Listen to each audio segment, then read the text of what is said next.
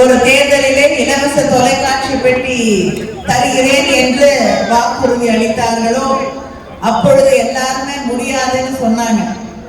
ஆனா அந்த தொலைக்காட்சி பெட்டியை மக்களுக்காக தந்து தன்னுடைய வாக்குறுதியை நிறைவேற்றி காட்டியது தலைவர் கலைஞர் அவர்கள். நிறைய பகுதியில போய் அந்த டிவி இன்னும் வேலை செய்யலான்னு கேட்டா 30 வருஷம் ஆகும் போகுது. ஆனாலும் அந்த டிவி வேலை செய்யுதுங்கிறாங்க. அதுக்கு பிறகு நம்ம எல்லாம் ஏதோ பிளாட் டிவி அது இதுன்னு வாங்குறோம், 3 வருஷம் வேலை செய்ய மாட்டேங்குது. ஆனா தலைவர் கலைஞர் அவர்கள் கொடுத்த டிவி 30 வருஷமா வேலை செய்யுது. அவர் எப்படி ஒவ்வொருத்தருடைய மனசுலயும் தமிழ்நாட்டுல இருக்காரோ அதே போல அத்தனை பேர் வீட்டிலையும் அவர் கொடுத்த வண்ண தொலைக்காட்சி பெட்டி இன்னும் பயன்பாட்டிலே இருக்கிறது. அதே போல நம்முடைய முதலமைச்சர் அண்ணன் தளபதி அவர்கள் அவரது வழியிலே சென்ற தேர்தலிலே சகோதரிகளுக்காக நான் உரிமை தொகையாக கலைஞர் உரிமை தொகையாக அவர்களுக்கு மகளிருக்கு 1000 ரூபாய் வழங்குகிறேன் என்றார். முடியாதுன்னாரு எடப்பாடி, செய்யவே மாட்டாங்கன்னாரு. ஆனா அதை செய்து காட்டியது திராவிட முன்னேற்ற கழக அரசு.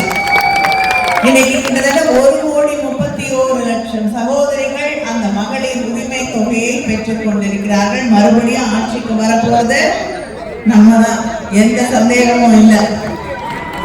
மறுபடியும் ஆட்சிக்கு வந்தவுடனே எவ்வளவு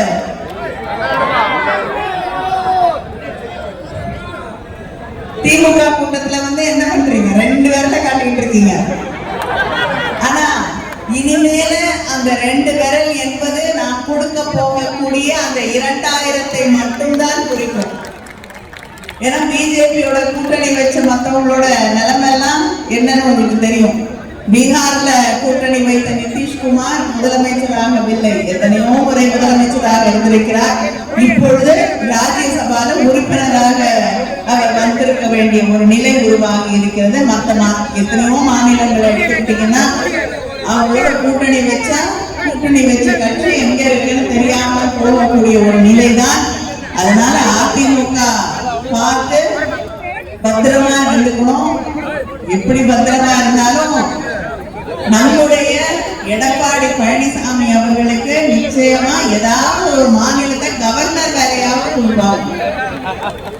அது உறுதியா சொல்ல முடியாது. ஏன்னா அவர் சட்டமன்றத்துல இருந்து வெளிநடப்பு செய்யலாம் கத்துக்கணும். அப்பதான் நம்ம கவர்னர் ஒருத்தர் இருந்தார், சட்டமன்றத்துக்கு வருவாரு, வெளியில போவாரு, வருவாரு, வெளியில போவாரு. இதேதான் நம்முடைய முதலமைச்சர் கூட நமக்கு நல்லா இருக்கும், அவர் தேர்தல் வரைக்கும் இருந்தான்னு நினைச்சாங்க. ஆனா மாத்திட்டாங்க. அவரை வச்சு அவர் பண்றதை பார்த்தே மக்கள் நிச்சயமா நமக்கு ஓட்டு போடணும்னு முடிவு செய்து கொண்டிருந்தார்கள். அப்படிப்பட்ட ஒரு ஆளுநர் இருந்தார். இவரும் அதே மாதிரி ஒரு ஆளுநராக எங்கேயாவது அனுப்பப்படுவார் என்று நான் நினைக்கிறேன். அந்த கூட்டணி நமக்கு எதிராக வந்திருக்கக்கூடிய கூட்டணி நமக்கு எதிரான கூட்டணி இல்லை, தமிழ்நாட்டுக்கு எதிரான கூட்டணி என்பதை நாம் உணர்ந்து கொள்ள வேண்டும். தமிழ்நாட்டுக்கு வர வேண்டிய நிதியை தருவதில்லை ஒன்றிய அரசாங்கம். போன முறை ஒரு பட்ஜெட் போட்டாங்க, அந்த பட்ஜெட்ல தமிழ்நாடுங்கிற பேரே இல்லை. முன்னாடி எல்லாம் பேருக்கு திருக்குறள் படிப்பாங்க, அந்த திருக்குறளையும் இந்த பட்ஜெட்ல காணும்.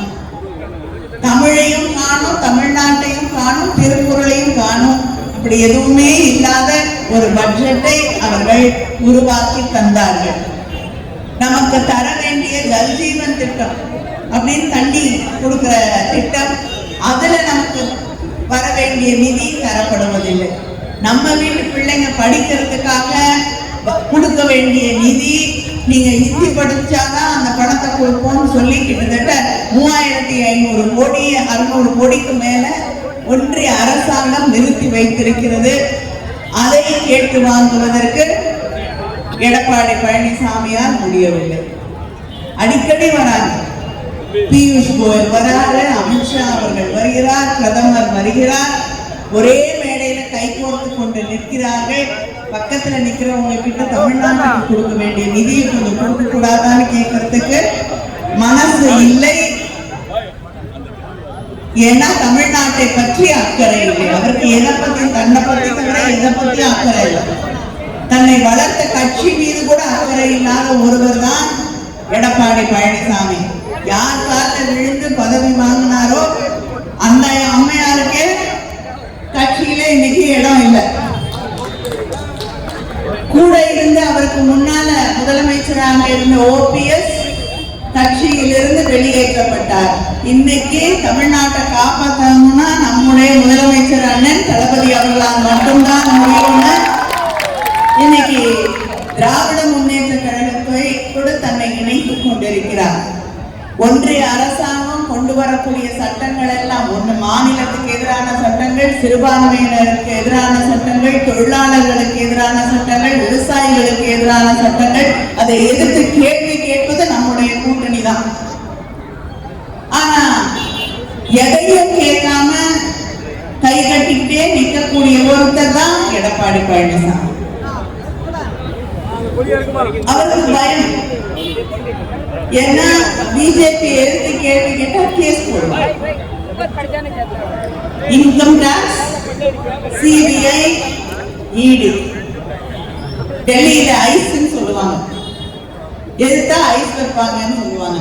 அதாவது இன்கம் டாக்ஸ் வரும், சிபிஐ வரும், இடி வரும். நம்ம எடுத்து நிற்போம். ஆனா எடப்பாடி பழனிசாமி நிக்க மாட்டார். பிஜேபி பெரிய வாஷிங் மிஷின் வச்சிருக்குது.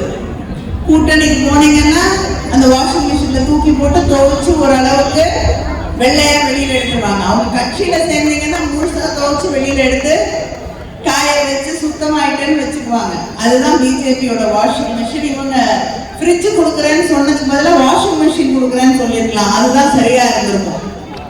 ஆனா நம்முடைய முதலமைச்சர் அவர்கள், உங்க வீட்டுல ஃப்ரிட்ஜ் இருக்கா, திருப்பி ஒரு ஃப்ரிட்ஜ் கொடுத்தா பயன் இல்லை.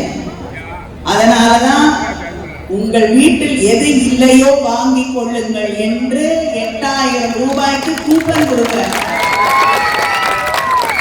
ஃப்ரிட்ஜ் இல்லையா ஃப்ரிட்ஜ் வாங்கிக்கோங்க, இல்லையா வாஷிங் மிஷின் வாங்குங்க, இல்லையா கிரைண்டர் வாங்குங்க. உங்களுக்கு எது தேவை என்று நினைக்கிறீர்களோ அதை வாங்கிக் கொள்ளுங்கள். சாய்ஸ் இஸ் யோர்ஸ் என்று சொல்லக்கூடிய முதலமைச்சர் நம்முடைய முதலமைச்சர் அவர்கள். எடப்பாடி தேர்தல் அறிக்கையில சொன்னாரு, அதிமுக தேர்தல் அறிக்கையில சொன்னாங்க செல்போன் கொடுக்குறேன். யாருமே செல்போனை பத்தி ஞாபகம் இல்லைல்ல. தேர்தல் அறிக்கையில 27வது பக்கத்துல அதிமுக தேர்தல் அறிக்கையில. ஏன்னா ஏன் படிச்சேன்னு கேட்காதீங்க, காப்பி அடிக்கணும்னு சொல்றாங்க. அதனால திருப்பி தேர்தல் அறிக்கை வந்த பிறகு போய் படிச்சா அவங்க போன தேர்தல் அறிக்கையில 27வது பக்கத்துல சொல்லியிருக்காங்க, செல்போன் இலவசமாக செல்போன் கொடுக்குறேன். இந்த கூட்டத்துல செல்போன் வாங்கினவங்க யாராவது இருக்கீங்களா? வாங்கினவங்க தெரிஞ்சவங்க யாராவது இருக்கீங்களா? நான் தமிழ்நாட்டில் போற எல்லா ஊர்லயும் கேட்கிறேன். உங்களுக்கு தெரியுமா? தெரியல. யாருக்கும் செல்போன் வாங்கினவங்கள தெரியல. அதனால 0 தான்.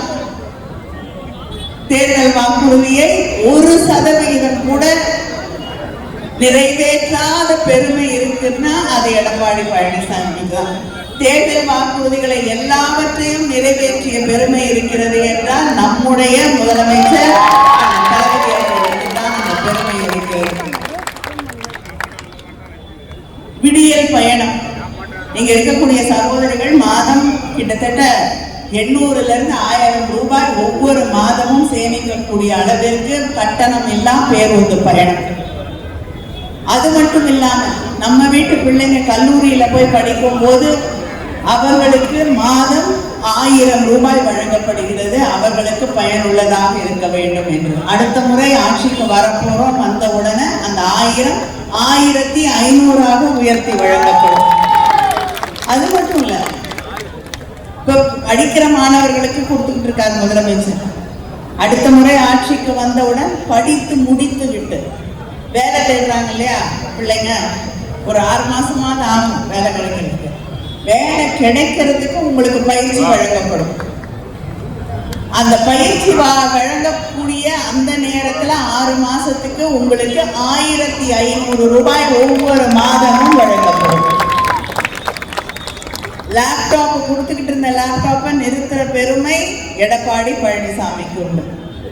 அந்த லேப்டாப்புகளை மறுபடியும் கொடுக்க துவங்கி இருக்கிறது நம்முடைய முதலமைச்சர் அண்ணன் தளபதி அவர்கள். மறுபடியும் ஆட்சிக்கு வந்தவுடன் 35 லட்சம் மாணவர்களுக்கு மாணவியருக்கு மடிக்கணினி இலவசமாக லேப்டாப்புகள் வழங்கப்படும்.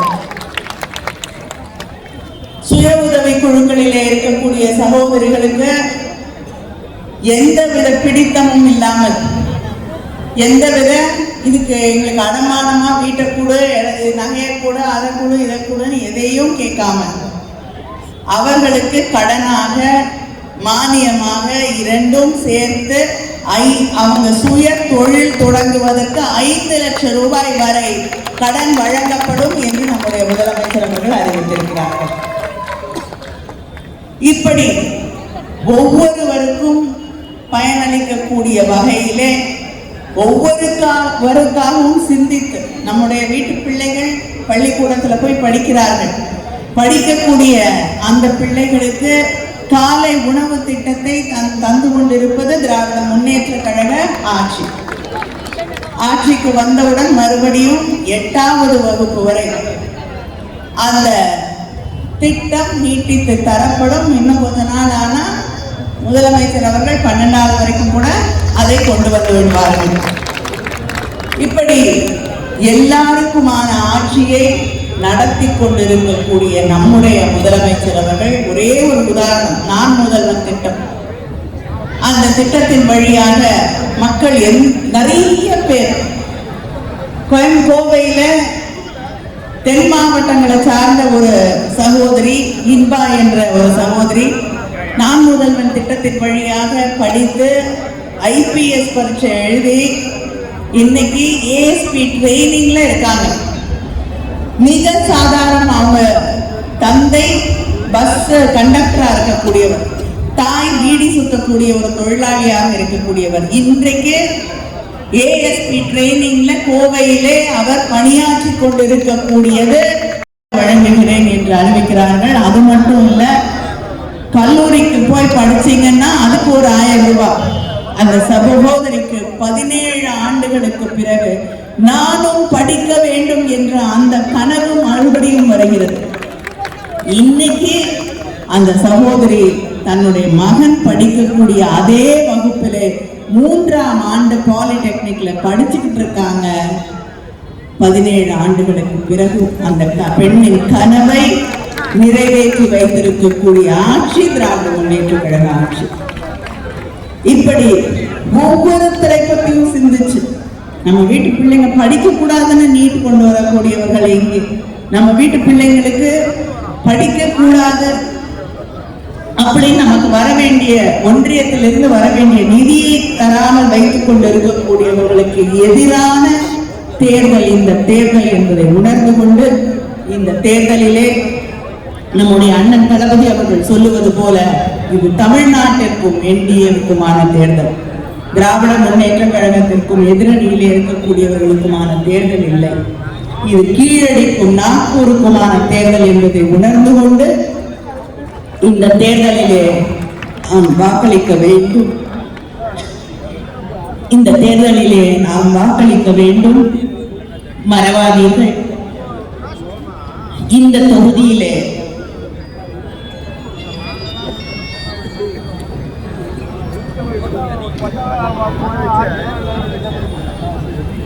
இந்த திருவொற்றியூர் சட்டமன்ற தொகுதியிலே உங்களுடைய வேட்பாளர் சுந்தரராஜன் அவர்களுக்கு அறுவாள் சுத்திய நட்சத்திர சின்னத்திலே வாக்களித்து அவரை வெற்றி பெற செய்ய வேண்டும் வேண்டும்